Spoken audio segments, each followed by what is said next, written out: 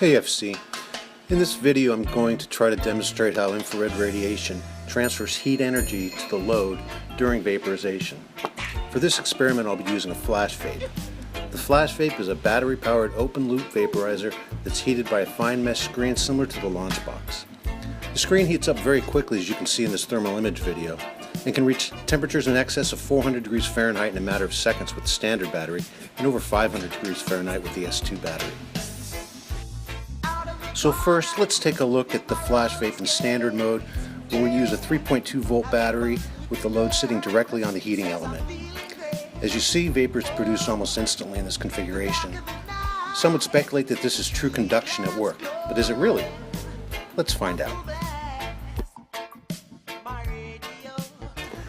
We'll now swap out the S1 battery for the slightly more powerful S2 battery. We'll also place a ceramic spacer on the heating element and place a second screen on the spacer. This configuration raises the load above the heating element by about 2 millimeters, which may not sound like much, but the infrared radiation gets weaker quickly as the distance from the heat source is increased.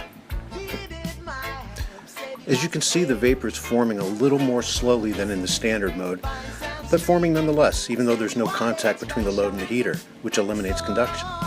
Conduction requires contact, much in the same way that convection requires flow.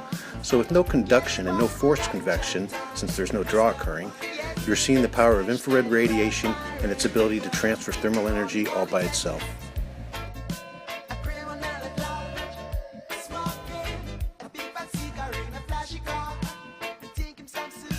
This is a graphic taken from Magic Flight's website that shows how both conduction and infrared radiation are transferring heat energy to the load. The fact of the matter is that herbal material does not conduct heat energy efficiently at all. There may be some energy transfer by conduction, but herbal matter has a very low thermal conductivity rating. Take a look at this chart and you'll notice that sawdust, which was the closest thing to weed that I could find substance-wise that had been rated, has a rating so low as to not even merit a single pixel in the chart relative to the other substances. So in my opinion, the amount of heat energy being transferred to the load by conduction is very small in relation to the heat energy being transferred by infrared radiation. Now you might point out that in S2 mode there could be some natural convection going on, and you may be correct. So to demonstrate how thermal radiation can create vapor with zero natural convection, we are going to invert the device so that the heater is above the load, which is resting on the top screen built into the swivel piece. In this configuration, the load is separated from the heat element by about 17 millimeters, which is quite a large gap when you consider the difference that only 2 millimeters makes between standard and S2 mode.